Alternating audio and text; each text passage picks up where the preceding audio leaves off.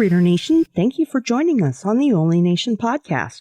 Brought to you by the Raider Ramble and sponsored by Chucky Stuggs and now Betway. My name is Heidi, but you may know me as Kevlar Prom Dress or even Raider Ladybug.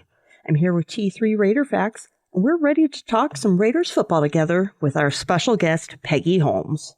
Hey, Peggy, I want to welcome you into the show. Thanks so much. Hey, the new league year is kicking off, and some things may have already happened by the time this airs, but we're going to cover a few things and start looking ahead to both free agency and the draft. But once again, Peggy, welcome in. Yes, thank you very much for joining us. It is always a pleasure.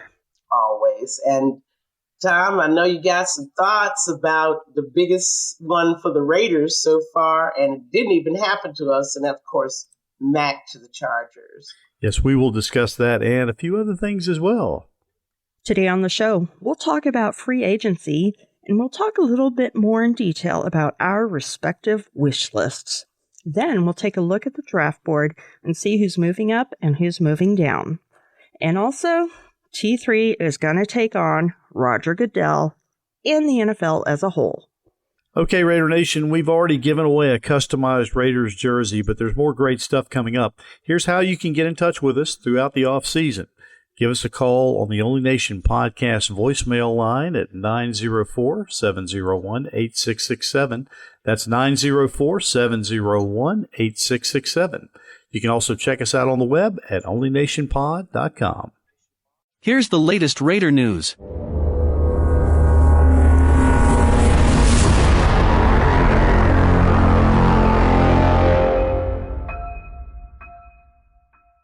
Late last week, the Raiders announced that 2019 draft choice Maxx Crosby has signed a multi-year extension to remain with the Raiders.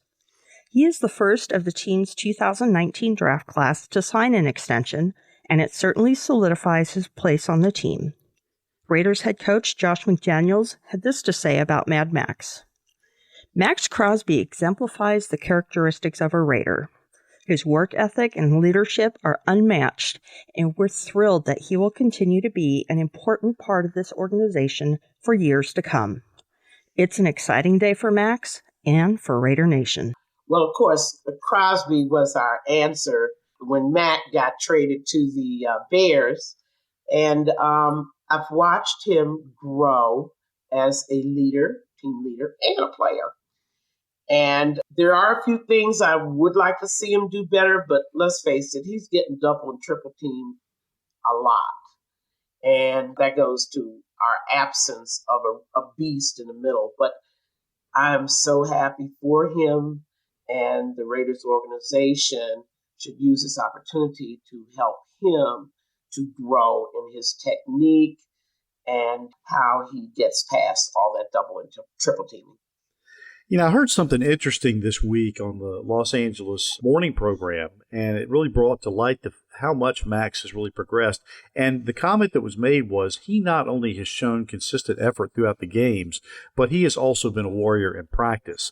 And they say you not only watch the tape of the games, but you also watch the tape in practice. And I have a feeling that the top brass within the organization had no qualms at all about giving him a contract, seeing how hard he's worked through practices as well as through the games. He has truly emerged as a team leader. And as I mentioned on last week's show, this is one of the first things that they needed to do, first orders of business they needed to complete, and they certainly did that. And who would have thought back in 2019 that our fourth-round pick out of Eastern Michigan, I think? Eastern Michigan. Yeah, fourth-round pick out of Eastern Michigan would be a suitable replacement for Khalil Mack. He has earned that contract, and we are so glad to have him. Now we need that other bookend, don't we? Need that other side to perform as well. We'll be back to where we were when we had Mac and nobody else on that D-line. But I'm sure Tom's got something to say about that a little later. There are a few others that we need. Just a few. All right, within the Western Division, the blockbuster deal last week that sent quarterback Russell Wilson from the Seattle Seahawks to the rival Broncos has many so-called experts now crowning Denver as the champions of the division before the new league year even begins.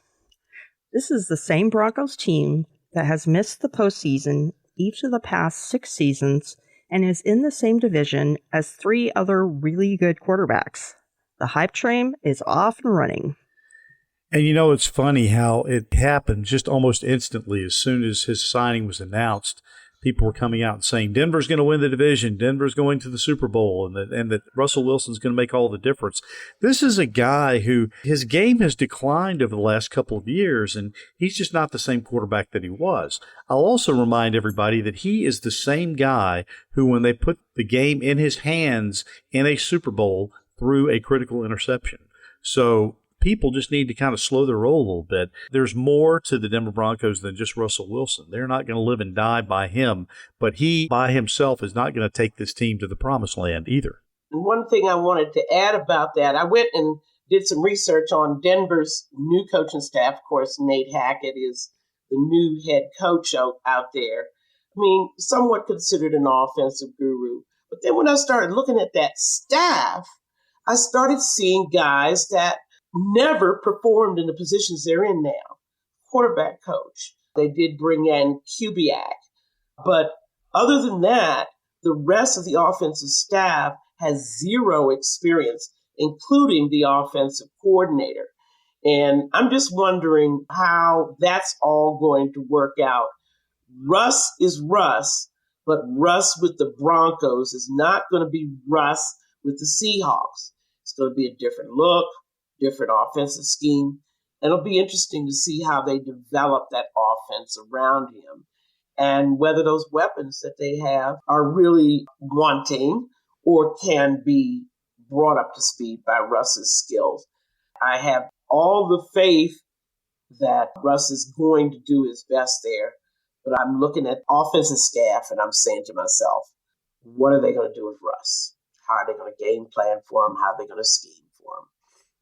And for years and years, Denver's been considered a running team. So if they change the entire dynamic of that offense, we'll see what happens. The backs are totally negated in that offense. Then the defenses can just key on the quarterback and on the receivers, and that's not going to benefit them at all. No, it's not. And I've looked at Wilson's, like you mentioned, his declining skills. I think he just got tired of carrying that whole team on his shoulders. I mean, that's a heavy load. They weren't giving him a good offensive line up there. And Denver, of course, is not known for giving their quarterbacks good offensive lines. He didn't have a running game. All the running backs they picked always hurt. We'll see now whether or not that stabilizes. In other divisional news, the Los Angeles Chargers have landed Khalil Mack after dealing a second-round pick and a future late-rounder. In addition, the Chargers will be picking up Mack's salary, which is around $63.9 million over the next 3 years. Mack missed 10 games last year after suffering a foot injury, which required surgery. But if he is healthy, he and fellow defensive end Joey Bosa could form a dominant pass rushing duo within the division. Hey, Peggy, I'm going to let you go first on this one. Well, the first thing that my Raider guru said, the Chargers didn't have a problem rushing the passer. They had a problem stopping the run. Okay? Last year ranked 27th against the run. And I'm not sure how much Mack is going to help him. And then that issue about his injury. I mean, when he was with us 4 years, guys, help me out. I don't think he missed any games. I don't think he did. But see, now he's 31 years old. And coming off that 10-game injury thing, I'm waiting to see whether Mack is able to stay on the field. The same thing with Bosa. It's a matter now of the Chargers dealing with both the run and the pass, and the run is what killed them last year. But see, we have a secret weapon to take care of Khalil Mack, Brandon Parker. T3, I was taking a drink and you just made me spit it all over my monitor. I'm glad that I wasn't drinking because it would have sprayed all over my computer when you said that. Raiders and the right tackle position. Good Lord. What can we say? Heidi, you know what I'm thinking. You just... Dear God. Dear Lord, please help us. Let's draft a right tackle or sign a right tackle. None of this converting people. I agree. Well, I suspect Denzel Good being healthy will help that situation. Of course, we lost him game one last year, and that really put a monkey wrench. That forced Parker and guys like him into starter duty. But yes, our O-line's got to get better. I mean, if Mack and Bosa on the field at the same time, it's going to present some real scheming issues. But see, that's where play calling comes in, and I'm sure this is not McDaniel's first rodeo with two top pass rushers to game plan against. This is going to be a brutal division this year. I don't see the division winner coming out with less than 2 division losses. I agree with that, but I like it tough like this. I mean, nobody can say we skated, our SOS was all weak and everything. It's a matter now of us improving in the trenches to meet the challenge. And finally, it was announced over the weekend that Tom Brady is coming back to Tampa. Technically, his retirement lasted 40 days. The 7-time Super Bowl winner released a statement on both Twitter and Instagram saying that he had unfinished business and that over these past 2 months, I've realized my place is still on the field and not in the stands. The decision by Brady takes off the table the Buccaneers' offseason interest in embattled Houston Texans quarterback Deshaun Watson, who was rumored to be a potential trade candidate. And, here's the funny thing. 40 days after Brady announces his retirement, and right on the heels of Russell Wilson saying that he's exiting the NFC, Brady had to look at the whole field and say, there's only one quarterback that's fairly good in the NFC, and of course that's the Super Bowl champs. And he has to look at it and say, I instantly have a chance to come back in, and everybody comes back. The band's back together, and we can go to a Super Bowl again. So, guys, I know I'm going off script, but why do you think he changed his mind? I mean, that's the hot topic of discussion. What was the 40-day thing about? Look at his wife and kids. I mean, would you want to stay home with them? I saw something funny. A friend of mine who's in California who did a cartoon showed a picture of Brady, and Giselle says, I'm so happy, the kids are happy to have you home. And then he sits on the couch, and all of a sudden she asks him to do this chore and that chore. And and finally he's like, screw the kids, I'm going back to football. That's right, the infamous honey-do list, right? Exactly. Yeah, and I questioned his retirement anyway. I mean, I wondered why he was choosing to exit at this time. You think it was some kind of pressure on the Bucs, maybe, to do some things that he wanted them to do? I don't think so. I think he's just a drama queen. I think he's waiting to ride off into the sunset after another Super Bowl victory. I think that's what he wants. The funniest side story on this whole thing is the guy who bought the Tom Brady touchdown ball. I can't remember how much he bought it for, but said this is going to be like a classic. $518,000. Right. And now that's not going to be such a good investment, I don't think. Brady, like you said, he is a drama queen, but he's also a winner. And I really want to see what the Bucs are going to do. Evans is back. Godwin is back. I understand Fournette is not coming back. That's a mistake. Of course, we know what the drama queen of drama queens do. Don't get me started. Fortunate they're finished with their AB chapter. So we should not see him anymore down there. And we'll see whether the Tampa Bay Bucs are committed to winning another Super Bowl. I would love to see Tom Brady's last touchdown pass be to Trayvon Merrick in the Super Bowl next year. I'll take it. I'll take that. Now that the young man has learned how to catch the ball.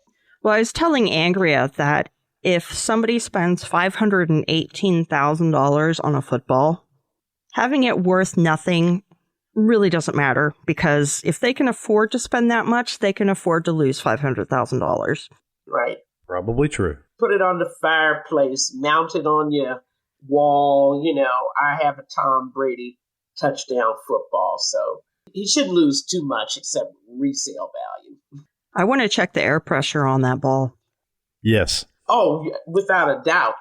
Without a doubt. I mean, Tom is known to cut corners. I mean, we're not going to say too much about that, but I just thought that it was a move to send a message to the Buccaneers and Bruce Arians in particular.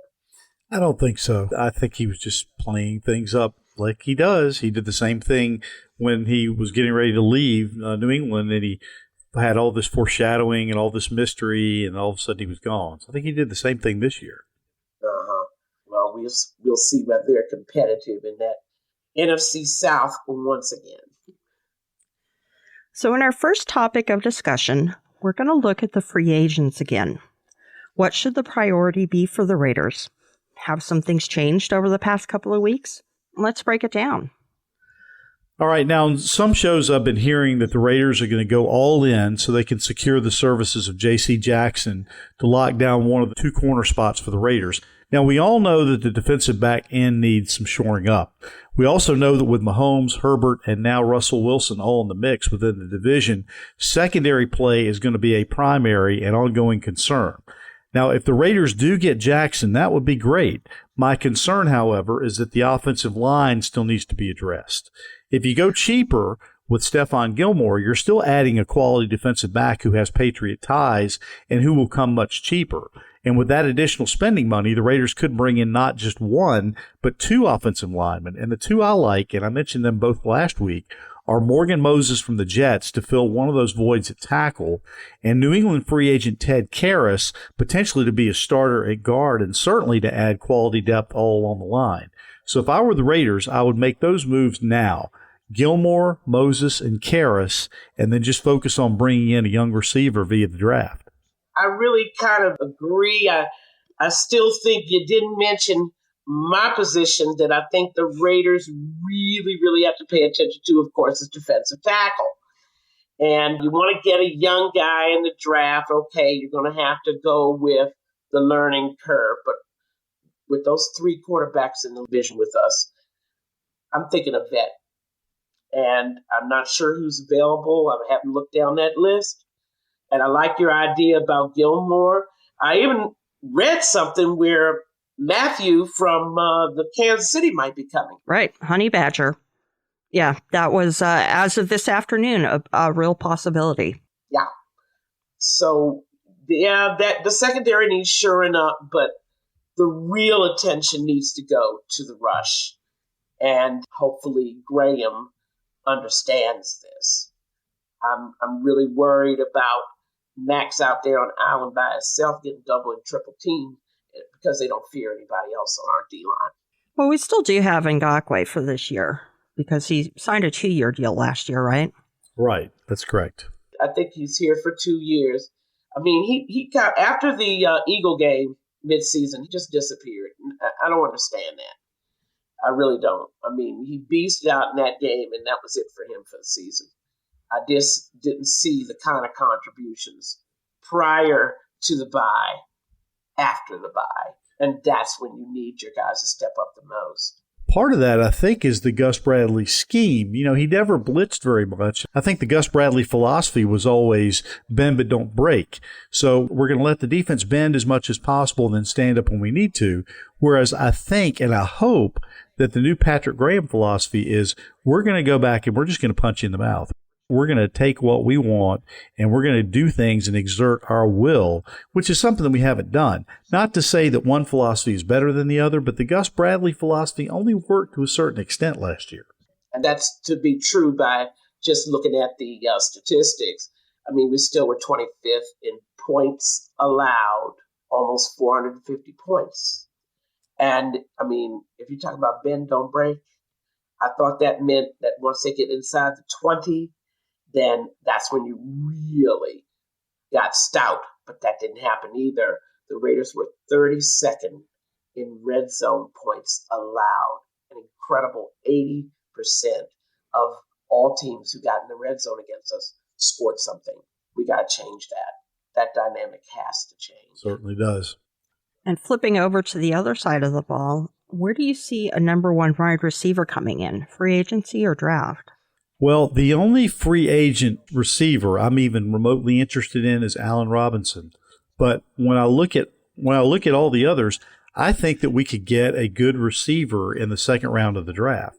And I think he would come much cheaper. And there's a lot of good speed and I think value in that second round position. So that's kind of the way I'd be leaning at this point.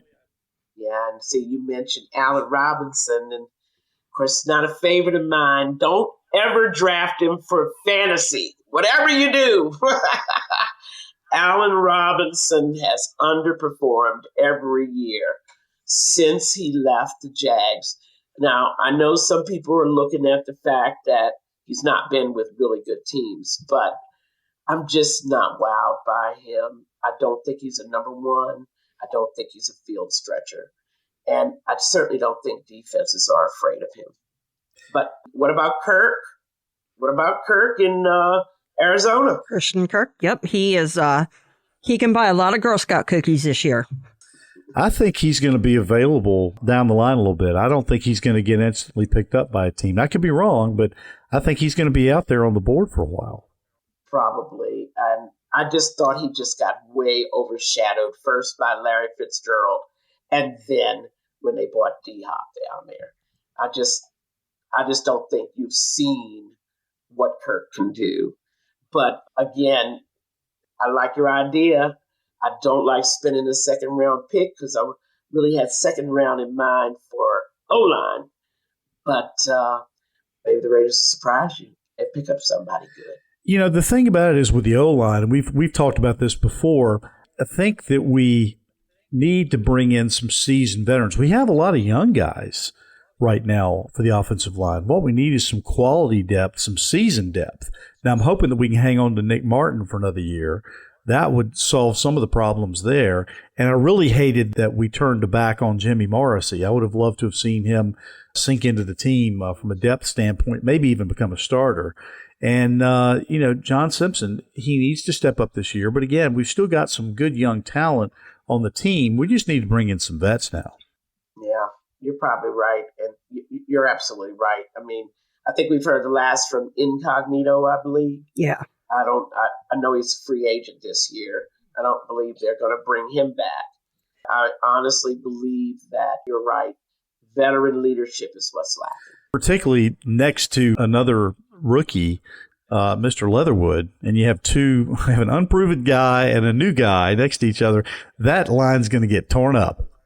Well, we already saw that. We had James and next to Leatherwood. I mean, any way you slice it, with the loss of Hudson, that was unexpected. Then, of course, we were always going to let Gabe Jackson go. You've just taken the chemistry away from that line. That line spent all last year trying to come together. They never did get to pass blocking together. But interestingly, at the end of the season, they were actually able to run the ball, which is a good thing. They improved as the year went along. Yeah, they still ended up ranked 28th, though. True. It just took way too long for Simpson and Parker to really be effective. I just don't think that Simpson is a starter. And going back to Christian Kirk, I know right now it's free agency tampering period. So this will probably become official on Wednesday, the day the show is released.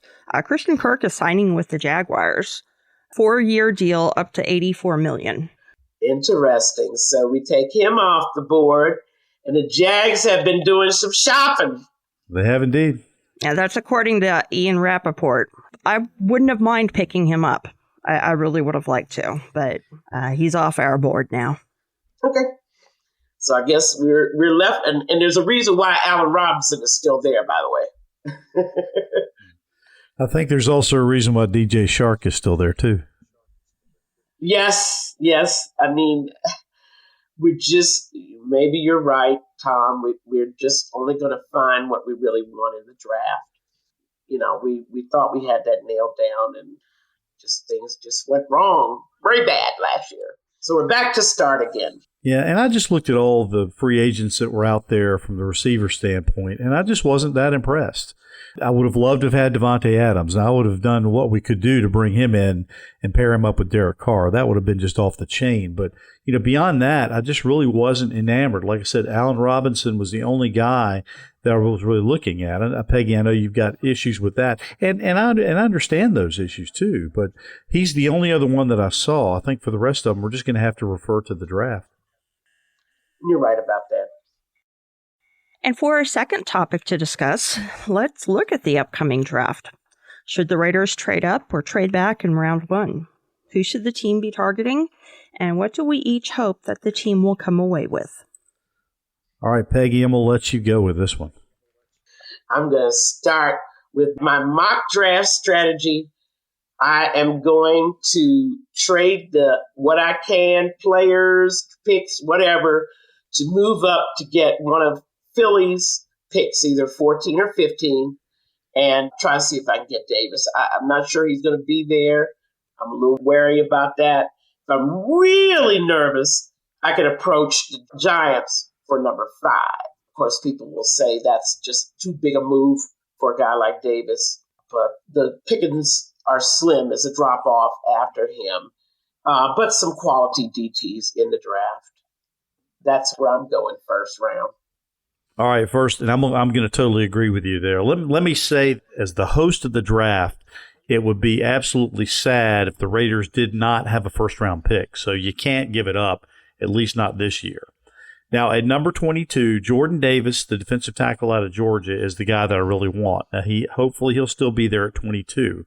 When I see him play, I'm thinking Chester McLaughlin and Darrell Russell, who were really the last two really impactful first-round guys taken in the middle of that defensive front by the Raiders.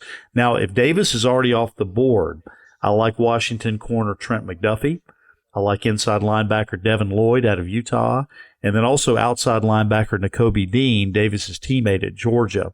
Regardless of who the Raiders pick, I think they can't waste it on a young offensive lineman, of which we have several. And I just think there are too many defensive holes to worry about a first-round receiver, though I might lean heavily toward taking a receiver in round 2. And for all those who are still saying that the Raiders need to trade Derek Carr and select a quarterback in round 1, all I'm going to say is this. Do you really not like this team? Do you really want to see them tank in 2022? Those are just my initial thoughts. What say you, Peggy? Yeah, and I'm going to answer that. The Kardashians out there who still believe that going for a greener grass, another pasture, is going to help us at our quarterback position.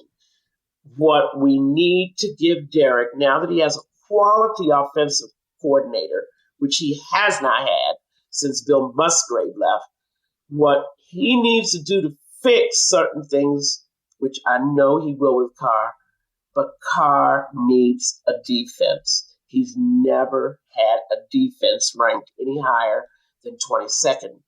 You're asking the impossible for a quarterback to win in this league with a defense that just doesn't cut it. I'm really looking forward to see the draft concentrate on defense and smartly fill holes. Yeah, and I don't see Jordan Davis being there at 22. I think he'll be off the board long before that.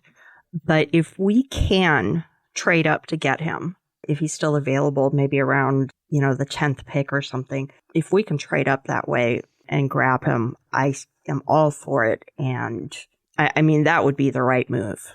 That's the one move that they should be really striving for. And I think that would make a huge difference on the defense this year. If we don't lose too much draft capital, I'm all for that. Because as you mentioned, Peggy, that's one area that we really need help at. And Jordan Davis would come in and be an instant impact player and make a huge difference on that line. I can imagine putting him in there and having him next to Ngakoue and Mad Max both. Man, what a difference that could make. Yeah, and we've been doing the rotation thing, but the only guy that played anywhere near where we need, help at DT was Phylon last year.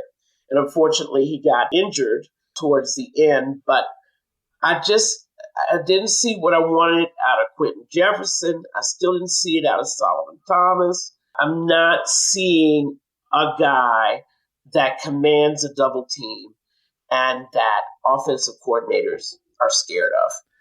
And that's the kind of guy we need. And Big Hank is getting up there in years, too. He's got maybe one, maybe two more good years left as long as he stays healthy. But they just need to replace him with some good, healthy youth, some good, aggressive youth. And if any of our listeners are curious about Peggy and I going through the defense and saying sign, cut, or trade. Sign, yes. Keep, cut, trade. What we did was we went through last week's Captain and His Wenches show on YouTube, and we discussed the entire defense. So listen up if you want to hear Peggy and I talk about cut, trade, keep. That was fun. I mean, it was so interesting to see what people were thinking about people like Abrams and of course, Corey Littleton. You guys were on the money with the cut advice as the Raiders were listening. But there's some other guys on the bubble, and then we talked about the Gus Bradleyites, who we're afraid are going to follow him to the Colts, which may leave us with some holes, Tom. And I like your strategy on the first round. You say, if I can't get Davis, then I'm going BPA at linebacker or at corner, right? But see, here's the problem. I need my defensive coordinator to tell me what he needs. Right. What kind of player. We've had such bad advice because the coordinators we've had have been so bad. We get a guys, they tell them what may ought to go out and get Corey Littleton and Kwiatkowski. And then what happens? The guys are totally lost in Gunther's offense. And they're even more orphans in Gus Bradley. Poor things never had a chance. You know, as excited as I was when those two guys were picked up, I was thinking, wow, we were going to have a stud linebacking core, and they did absolutely nothing. Yeah. But hasn't that been our story for the last, 5, 6, 10 years? Go back as far as you want. I mean, we've just not picked up guys who fit the scheme. And that's what our problem is. Our defensive coordinators are just not giving the GM good advice. They're just not telling them and doing their homework. What kind of guys are going to fit what I want to do? And until we get that kind of good advice, what direction do we want? What kind of guy do we want? Do we want a pass coverage guy? Do we want a tackler? It seems like we never knew. Well, if Patrick Graham can do the same thing that Gus Bradley did last year, which is bring two guys he's familiar with, and the two guys that he brought in that were on the street, basically off the street, turned out to be the two most dependable players on the defensive side of the ball. Of course, we're talking Casey Hayward, and of course, we're talking our good stud linebacker, who I hope is able to come back. I would love to have Perryman back again another year. Now, Heidi, correct me if I'm wrong, is Perryman got 2 years, a 2-year contract? I would have to look that up. I don't know offhand. Why am I still thinking that he's under contract with us for another year? I don't think he was a free agent last I checked, so I think he has one more year. Yeah, I think he does under the contract, but we're expecting guys like Faison, KJ Wright, follow their daddy to the Indianapolis Colts, who could also use an upgrade in so many places. So I don't know, but I like your second round, and then third, fourth, fifth round. What are you looking at, Tom? Well, again, I think we still need some help in that defensive backfield, but we also need help at the linebacking core as well. Defensive backfield, linebacking core, defensive line, we need help all up and down the line there. You could bring in one additional young guy as far as the offensive line is concerned, but again, we've got a lot of young guys already. I think we really need to bring some vet help in on that side. Again, so if I had to make my pick, I'd take the best available defensive player in the first round and then look at a good dynamic young receiver in the second round and just see where the draft board falls from there. If we could trade a couple of the players and grab like an additional third or fourth round pick, that would be sweet. And we've got 2 fifth-round picks. Unlike last year where we had 2 third-round picks. That was so sweet. But in my mock draft, those 2 fifth rounds and a third, as well as 2 players, are going to be offered to move up to get Davis. I'm so nervous that Davis is not even going to be there. I'm going to move up to 14 and then somebody's going to pick him. But what can I say? We just have to wait till the last minute to make that move. I expect the Raiders to move up to try to get him if he's still on the board after the first 10 picks, which I doubt. You're right. Once they get to about the 10th or 11th spot, he may still be there at that point. And again, you're right. If he's there and they have the capital to do it, to be able to bring him in, that's the guy that I really want. Yeah, my strategy is to keep my number 22. I'm not trading that. But what I want to do is probably, offer him from lower rounds. And if they really get antsy, I might even throw in a second rounder for him to move up. And I want to deal with Philly because, like I said, they have the 14th, the 15th, and the 19th pick. So those are the guys that I'm going to do business with. But I just see so many teams that would probably pick up a Davis well before we get to 14. Maybe we can give him a third rounder and Jonathan Abram. Well, I was going to throw in Josh Jacobs and Jonathan Abram. When I do my mock draft, it'll be an astounding package. There you go. Something that they can't refuse. Okay. And I throw in those two players if I can get that 5 from the Giants, because the Giants have another pick in the first round too. They have 2 first-round picks. So if I can do the move to 5. That would really get me in position to pick Davis. Well, if you can make that deal and make that happen, we're going to bring you on the show right away and stand up and give you applause because you made that happen. Oh, that is so sweet. Okay, and revisiting T3's top 5 list last week, we're going to list everything and then see that a couple of them have already been addressed. Number 1 was to re-sign Max Crosby. Number 2 was to bring in a free agent linebacker, maybe 2. Number 3 was to bring in a free agent defensive back, maybe 2. Number 4 was to trade Jonathan Abram and move Divine Diablo into the roster spot. And number 5 was to dump Corey Littleton in June. Well, Tom, where's that crystal ball? I need a couple of numbers for the draft. I'm just going to be for the lottery. No, I just wish right on target. I just wish I'd been sitting next to Al Davis with the crystal ball in the 2009 draft. Yeah, I know. Well, he's hit on a couple of them, and like I said, in my mock draft, I'm throwing Jonathan Abram in to sweeten the deal anyway. I don't know what made us sour on Abram, not wanting to keep him. Maybe Graham has other ideas. Well, for one thing, he just can't stay healthy. He only played half of a game his first season, and then he had injuries again. But when he's on the field, he throws himself around like a missile. I used to think he was like Mike Mitchell from the 2010 draft. Yeah, I remember Mitchell. He hit hard, but he was taking out his own guys. And a lot of times in coverage, he was looking around. The ball was going everywhere. He was looking over his head all around. His head was on a swivel. He looked like one of those bobblehead dolls. Yeah, I think people are not sold on Abram, and as much promise and hype that went with this guy, he's still that lack of football IQ. That's what I call it. It's got to be football IQ. He just doesn't understand the game to the depth that I need my strong safety to understand. He's got a lot of passion. I'll give him that. He's a passionate player, but I've seen other passionate players in the league who just couldn't find their way home. And he just doesn't understand, how things set up, where he's supposed to be on the field, that kind of thing. He just doesn't understand. Yeah, and he's just been too much of a liability in coverage. I think that's what really soured the Raiders on him. He just can't stay put. And I'm all for trading him for whatever we can. The Raiders just don't want to deal with it. Add the injuries on top of it, and let's get what we can for him.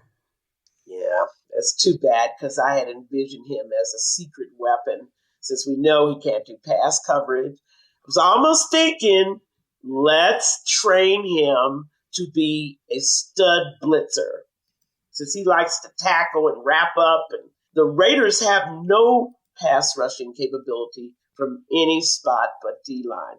I'm hoping that Graham is going to change that. We absolutely need either linebackers or safeties that know how to blitz the quarterback and know how to get him down. Maybe we can train him to do that. Perhaps. All right, and this week, instead of using T3's top three, it's time for T3 to really tee off on something or someone. So let's see who he's taking a shot on today.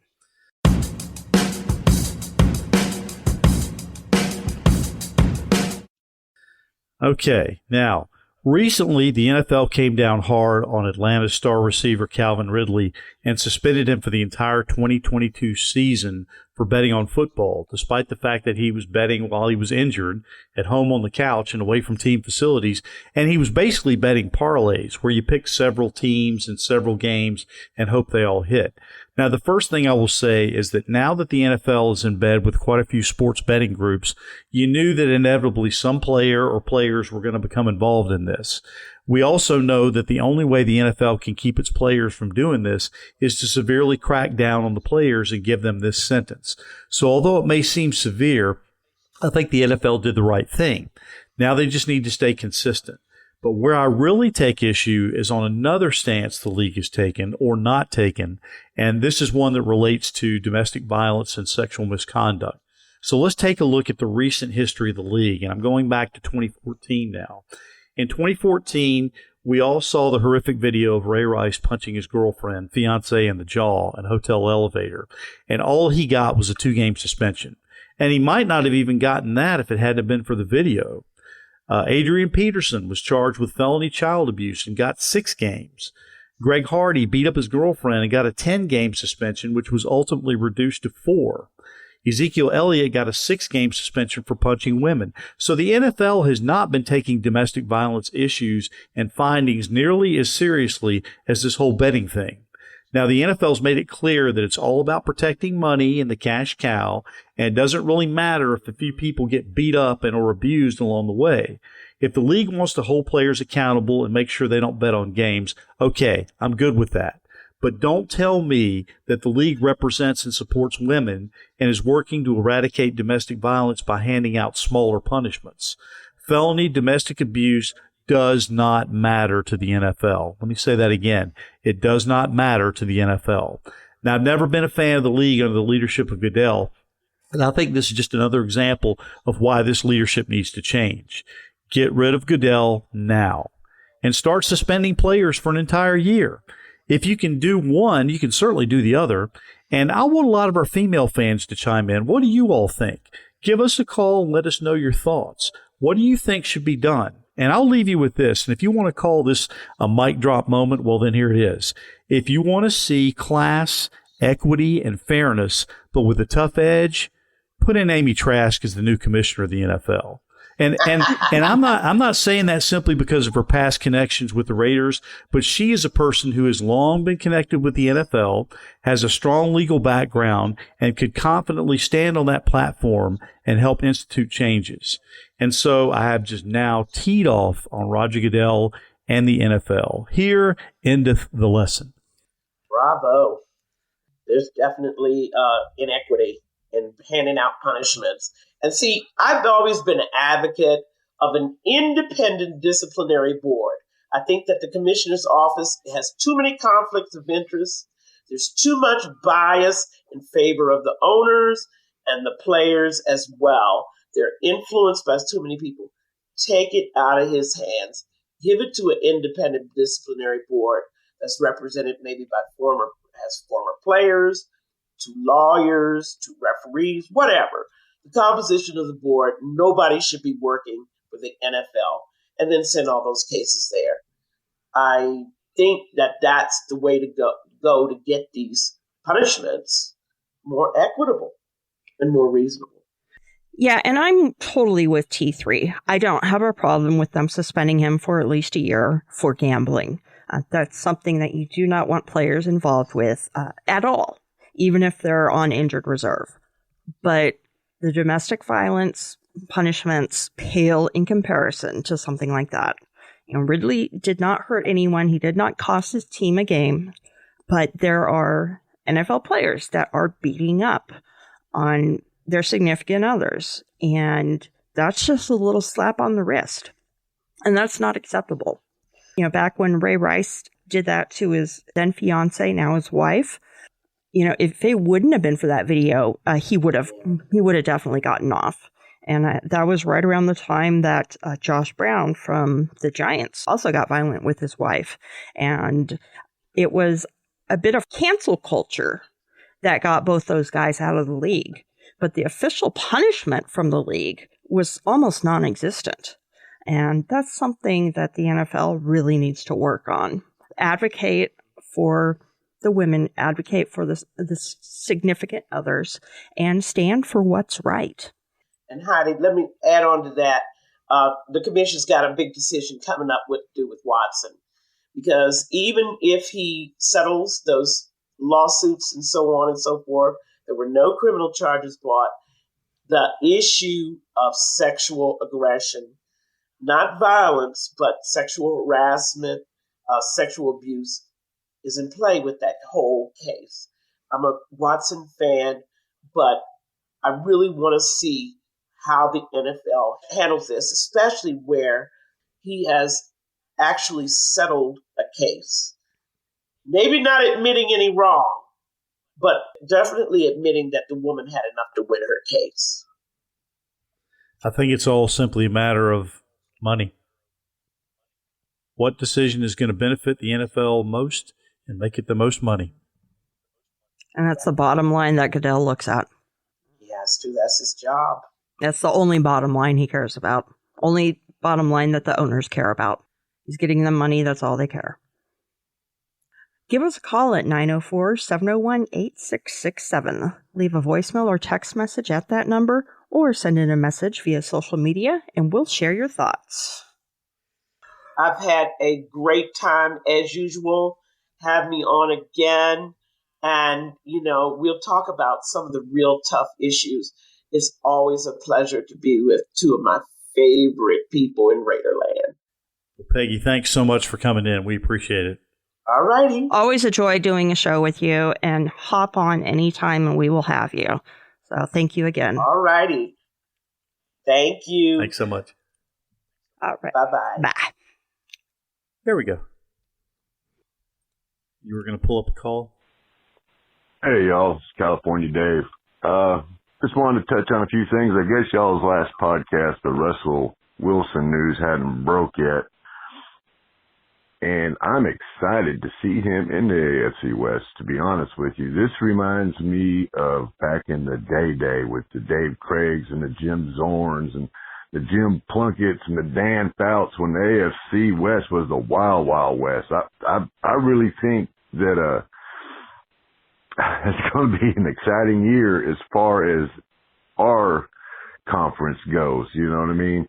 I don't know how well we're going to do this year because I always look at when you get a new head coach, first year, it's kind of a down year, rebuild year, whatever. So I'm not really thinking we're going to do all that great. Maybe 500 is what I'm shooting for. Everything better than that is a bonus. Yeah, we made the playoffs last year, and I'm still thrilled about that, but we shook everything up, so we don't know what we're getting.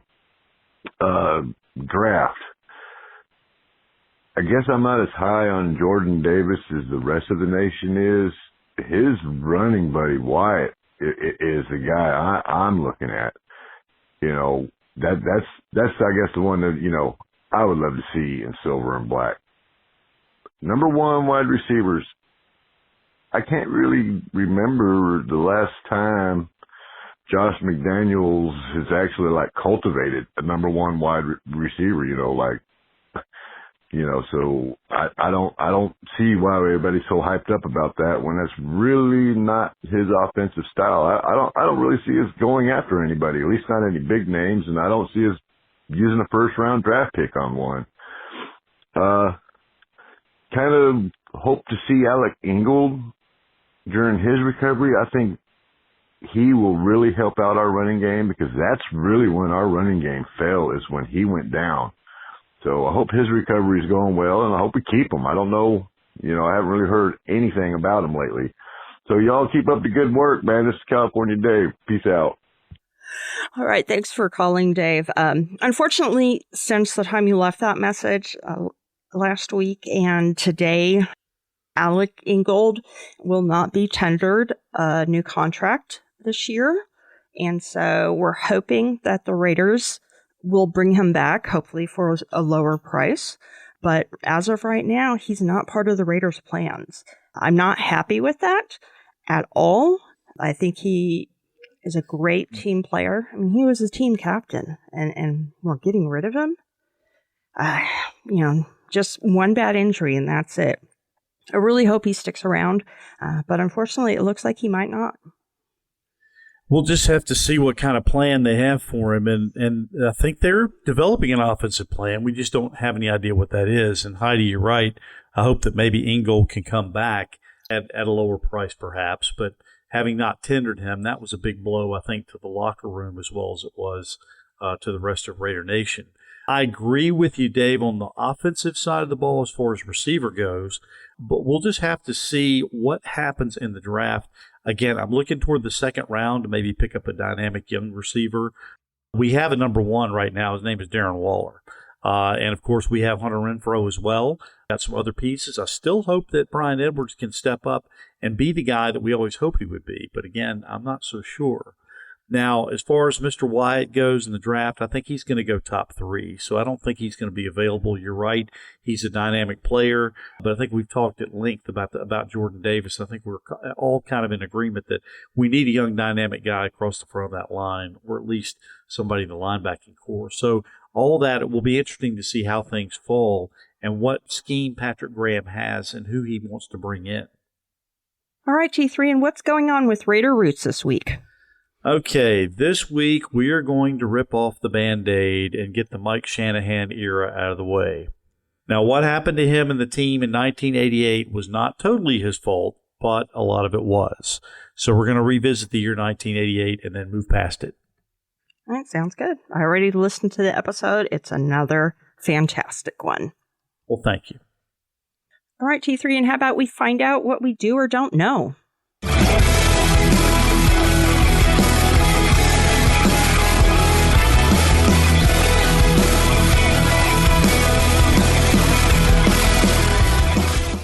All right, it's time for another edition of Did You Know? In this segment, I'm going to ask Heidi and our entire listening audience a Raiders-related question with 3 multiple-choice answers to choose from, so just give it your best guess. Here is this week's question. Heidi, I think you're going to get this one right. Now, back in the heyday of the 1970s, quarterback Kenny Stabler used to love to fish.